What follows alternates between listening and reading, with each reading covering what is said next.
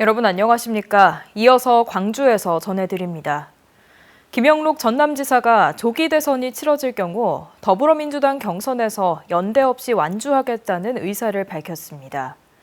김 지사는 오늘 신년 기자간담회에서 호남을 대변하고 대한민국의 더 큰 미래를 새롭게 만들기 위해 출마를 결심했다고 설명했습니다.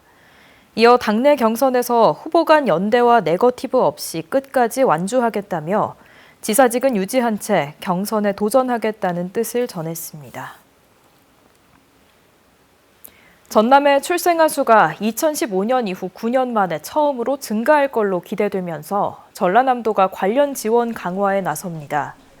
전남도에 따르면 지난 한 해 11월 말 기준 전남 출생아 수는 7,600여 명으로 전년 같은 기간보다 4.2% 증가해 9년 만에 반등이 전망됩니다.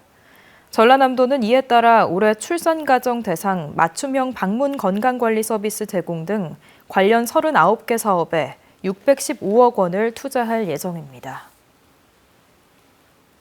작년 하반기부터 안정세를 보이던 소비자 물가가 새해 들어 다시 꿈틀대고 있습니다. 호남지방통계청이 발표한 1월 소비자 물가 동향에 따르면 광주의 소비자 물가지수는 1년 전에 비해 2.2% 올라 5개월 만에 상승폭이 가장 컸습니다. 전남의 소비자 물가지수 상승률 역시 2.3%로 최근 6개월 중에 가장 높았습니다. 품목별로는 휘발유와 경유, 차량용 LPG 등 환율의 영향을 받는 에너지 물가가 많이 올랐습니다.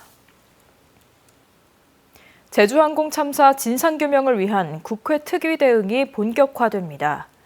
129 여객기 참사 진상규명과 피해자 및 유가족 피해 구제를 위한 특별위원회는 내일 2차 회의를 열고 국토부, 행안부, 복지부, 경찰청 등으로부터 참사 대응 현안 보고를 받습니다. 항공철도 사고조사위원회 참사 원인 조사 상황을 점검하고 부상자, 유가족, 현장 대응 인력 등에 대한 의료, 심리, 민생 지원 여부를 살필 예정입니다. 한편 오는 15일 무안국제공항에서는 희생자 49제 합동 위령식이 열립니다.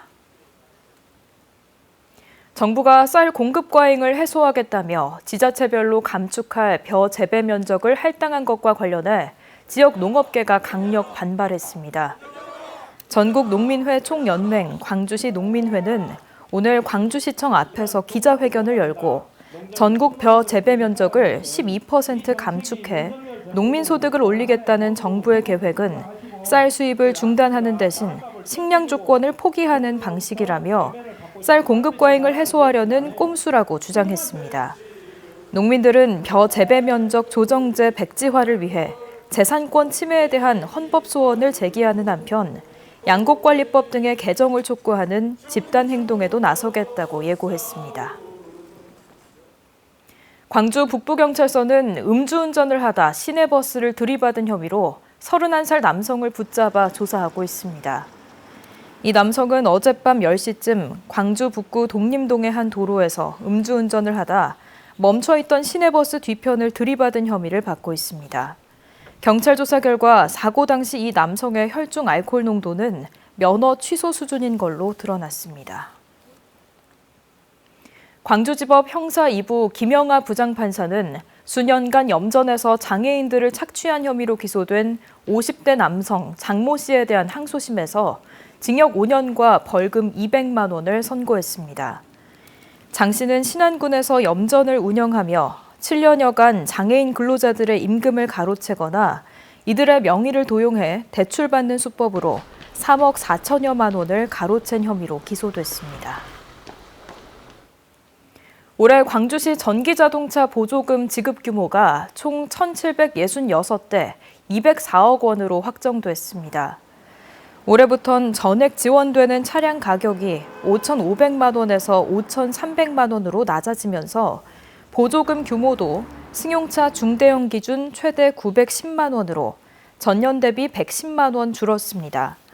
다만 다자녀 가구, 전기택시 등에 제공되는 추가 지원은 유지됩니다.